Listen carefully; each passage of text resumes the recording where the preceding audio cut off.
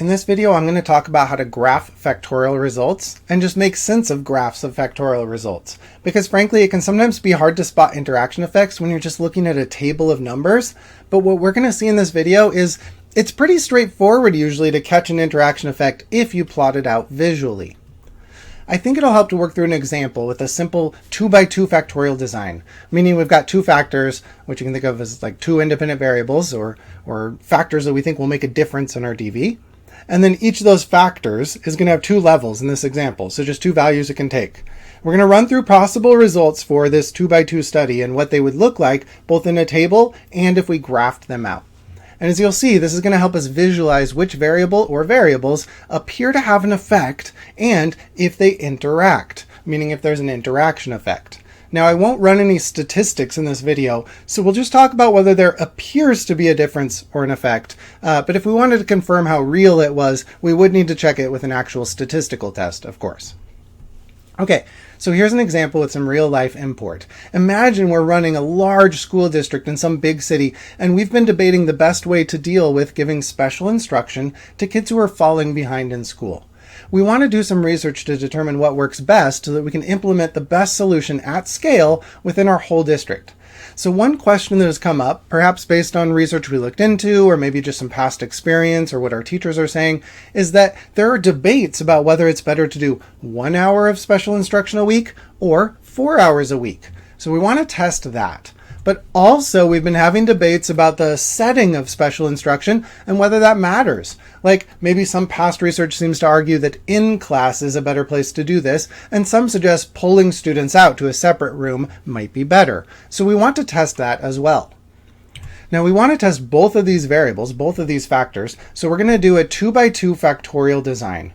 We might put time in instruction, the amount of time up top, and setting on the left, but you could do it the other way and it works the same. The point is we have group 1 getting in-class instruction 1 hour a week. Group 2 pulled out for 1 hour a week. Group 3 is in class for 4 hours a week, and group 4 gets pulled out for 4 hours a week. Now we're going to use random assignment to put a bunch of kids into each of these conditions, and then we'll be looking at the average improvement of each of those groups to see which combination works best or worst. Like we're going to see which group improved the most, and that'll tell us also if there are any interaction effects. So what I'm going to do to kind of help us really get straight on this stuff is see what it would look like for a bunch of possible results of our data, possible results that we might get when we run this study. And we're going to graph out what each of those would look like just to get good at interpreting what main effects and interaction effects look like on a graph. So let's start with what I'd call the null case, where there's no effect of anything. So the green boxes here are the mean improvement score for each group, and the orange boxes, that's just the combined mean across a whole row or across a whole column. So in this case, every group had an improvement of 5 on average, whatever 5 means. So it's pretty clear nothing is going on here between 1 hour, 4 hour doesn't make a difference. Setting in or out doesn't seem to make a difference. And in fact, if we graph it out, what we're looking at is basically this.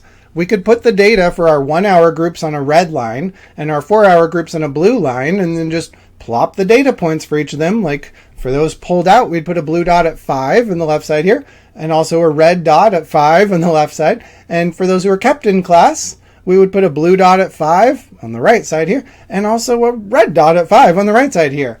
It's hard to even make this graph because the red line and the blue line overlap. They're identical. They're totally overlapped. And that's because there's no difference between the 1 hour kids and the 4 hour kids in our data. Now, likewise, we could draw a graph like this instead, where a red line is for the out-of-class kids, and the blue line is for those kept in class.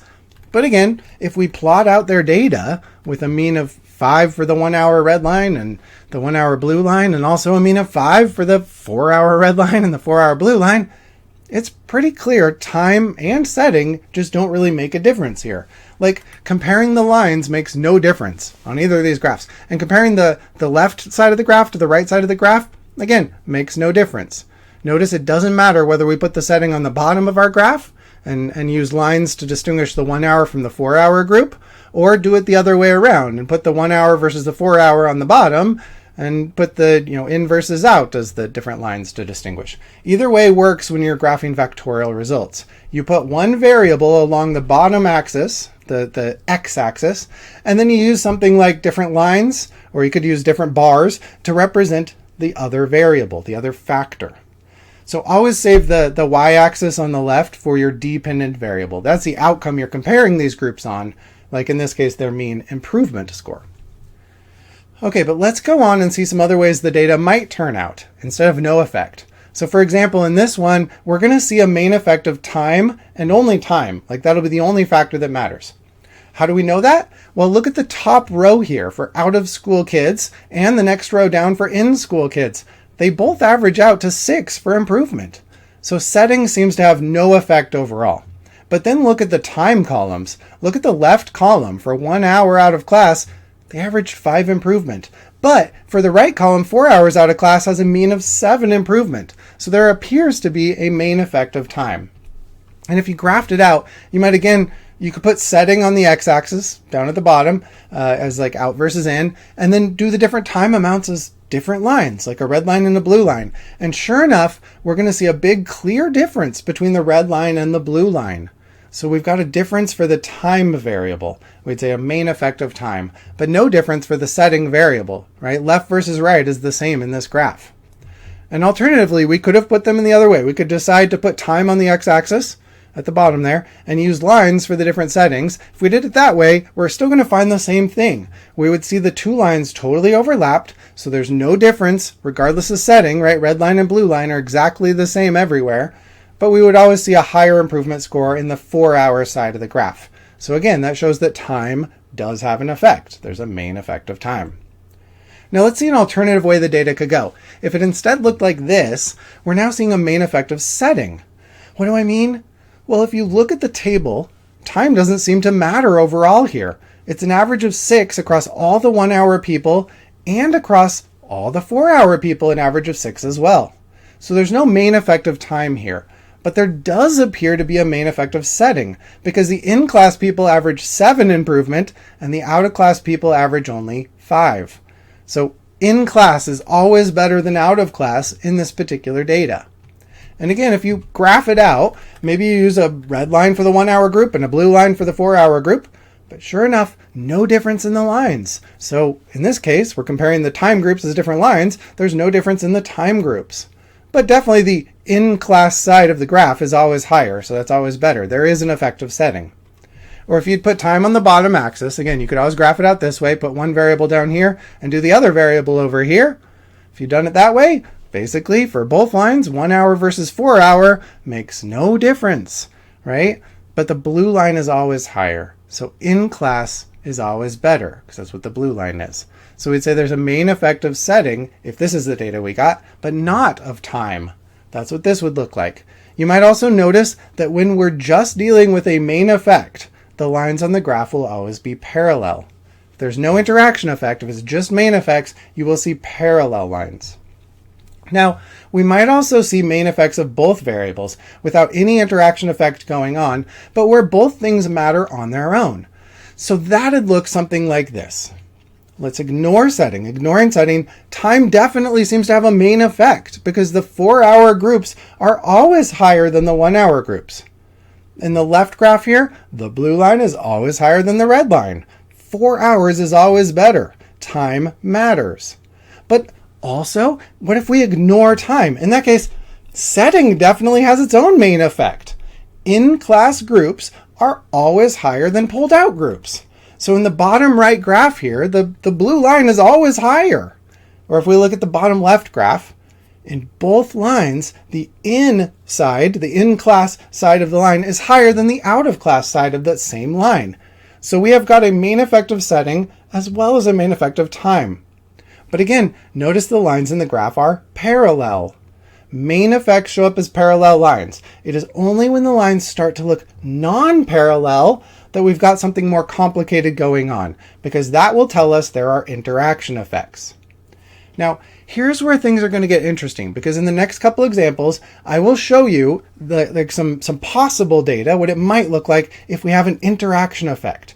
And just remember, if there's an interaction effect, we cannot take the main effects at face value. Main effects, they lose the nuance and potentially don't even make sense if there's an interaction effect. So here's an example of some data you might run into within our study. Look at the green boxes. Mostly all the same, except that one combination where they improve a lot more. If we were to just look at the main effects, if we were just looking for main effects, we would see what appears to be a slight main effect of time and a slight main effect for setting, since they average 5 for 1 hour and 6 for 4 hours, or 5 for out of class versus 6 for out of class, right? It seems like maybe there's a slight main effect if we're looking just at the main effects. But if we look at the green boxes, it's clear what's really going on here. More instruction time only helps if it's done in class. Like, look at the pulled out of class kids. More time doesn't help them at all. So saying time matters or longer time is better by itself would be misleading and wrong. And being instructed in class is only helpful if it's done for 4 hours. For kids who are instructed a single hour, the setting makes no difference at all. So saying setting matters or in class is better would, again, if you say it by itself, would be misleading. So there is an interaction effect here. In this case, a time by setting interaction effect. And the effect of each of those variables, the effect of each factor, depends on the level of the other factor. And if you look at the graph, you're going to see this more clearly. Like in the left graph here, if we just look at the bottom left graph, you can't say the blue line of 4 hours is always better. Only in some cases. Only when they're in class. Or if we look at the right graph, the one on the right here, we'd say the blue line of in class, it isn't always better. Only sometimes. It depends. Depends on the level of the other factor. And this is why we always find and interpret interaction effects before trying to make sense of main effects. Okay, at any rate, this is just one way an interaction effect could show up. Let's see another. So here's another way that our data might look in this hypothetical study.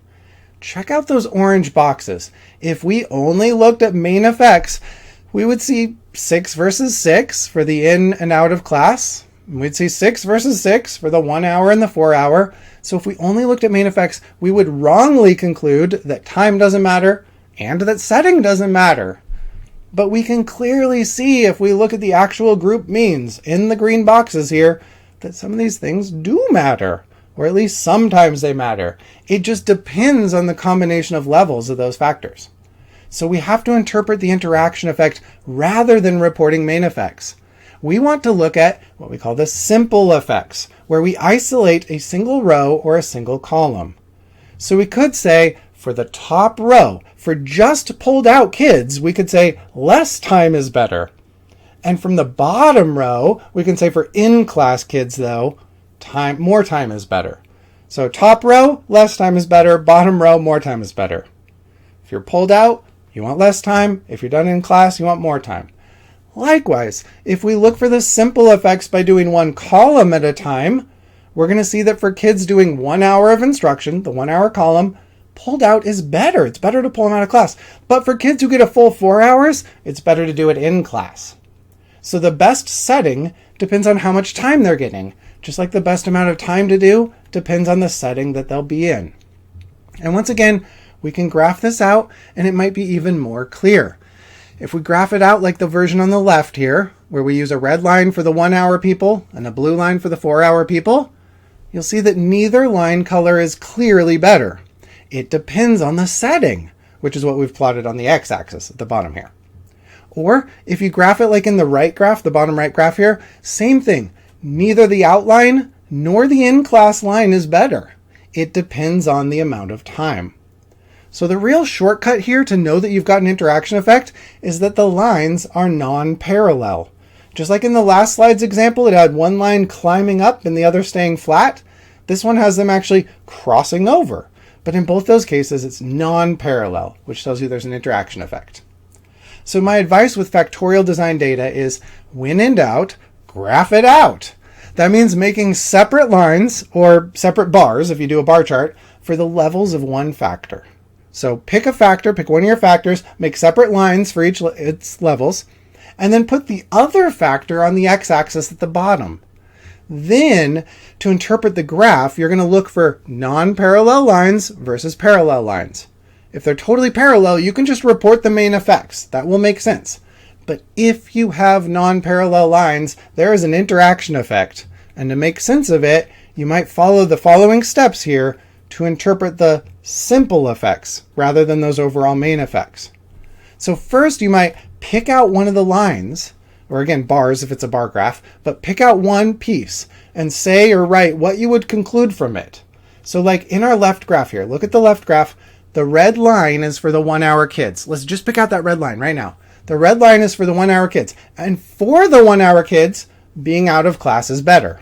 So that is a simple effect you can report. If you're only giving kids 1 hour of special instruction, it should be out of class. But now look at the other line. And what you'll do is you'll say or write what that means. So again, in our left graph here, right, we've now got the blue line for 4 hour kids, those with 4 hours of instruction. And for the blue line, they do best with in class, right? So we'd say if you're doing 4 hours of special instruction a week, do it in class. That's another simple effect.